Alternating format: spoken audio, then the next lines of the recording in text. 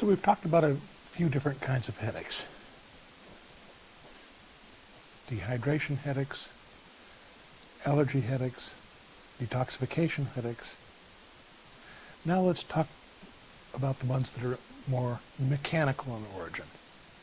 These are the ones that are most obviously treatable with NCR.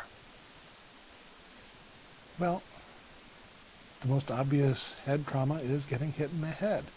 So people with a history of traumatic brain injury, mild traumatic brain injury, concussion, which is sort of the same thing, even PTSD. These are all mechanical conditions that change the head bone alignment patterns and therefore change how the head balances on top of the neck. What we find is that when people have had head traumas, of course their head's not going to look like this plastic one, but more than that, it's how the head sits on top of the neck.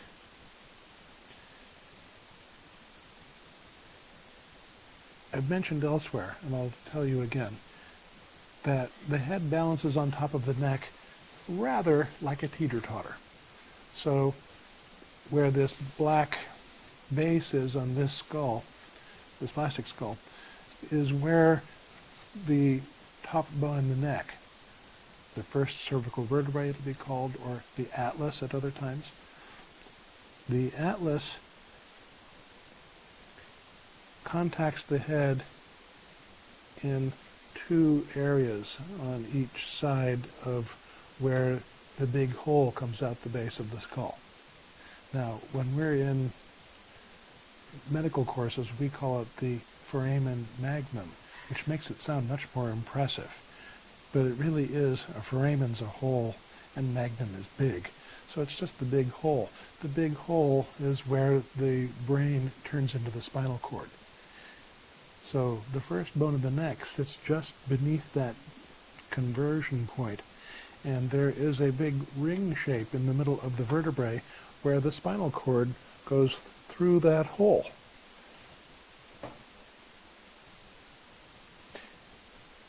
So then the head is balancing on top of that vertebrae, and how it balances is determined by the head bone alignment pattern. So because of each of our trauma histories, our heads aren't perfect. They are not symmetrical. They are not working as they ideally could. And then it gets even worse when you have the history of the head injuries. So when the head becomes more and more asymmetrical, it's harder and harder to balance it on top of the spine. And to stabilize this mess, and remember stability is very important, then the vertebrae actually slides and rotates until it's under the center of the mass of the skull. Well, if it is twisted and slid off to the side, then what happens to that ring of bone that the spinal cord is in, because of it sitting just beneath the big hole where the brain turns into the spinal cord? Well, as it slides off to the side, it pulls on the spinal cord. This is often regarded as painful by our bodies, so the headache is this compensation for the lack of a stable balancing pattern of the skull on top of the neck.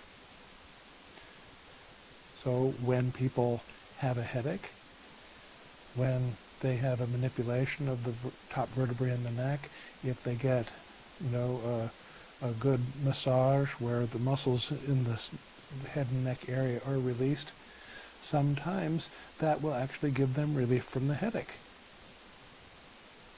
because that's where it's being caused.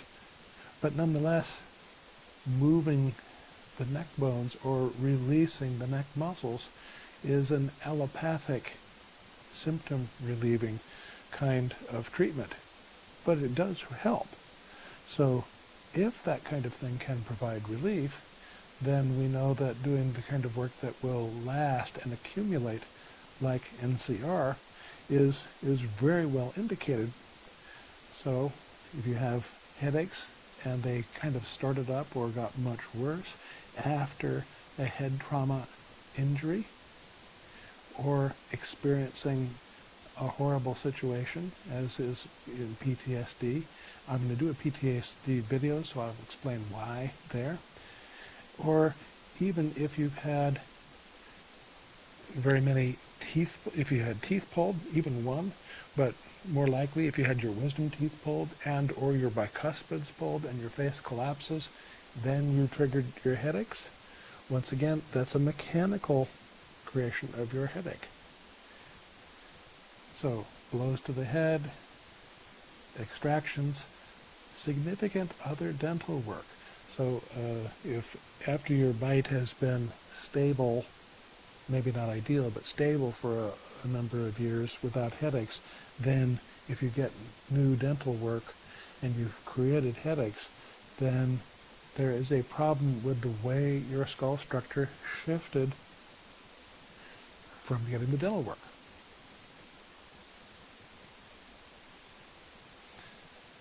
So,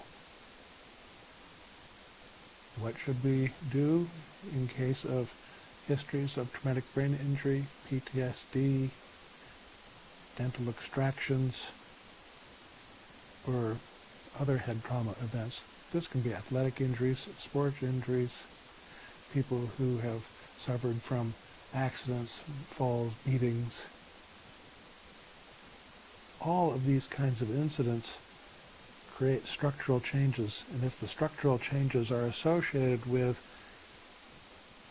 an instability in the base of the skull necessitating the vertebrae moving over to stabilize the mass of the skull, then any of those kinds of things can be the triggers to start this pattern of headaches. Then once you have that general alignment pattern there, any small additional trigger incident kind of thing, which could be certain movements, certain emotional states, well, by then you're sort of a headache waiting to happen. So any of these small things can be the triggering event to bring the full headache on.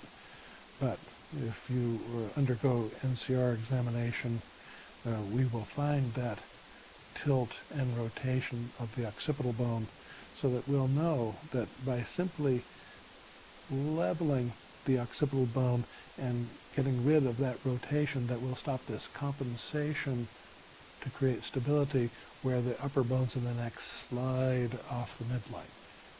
As soon as we stop doing this sliding pattern, then we no longer have headaches. Thanks.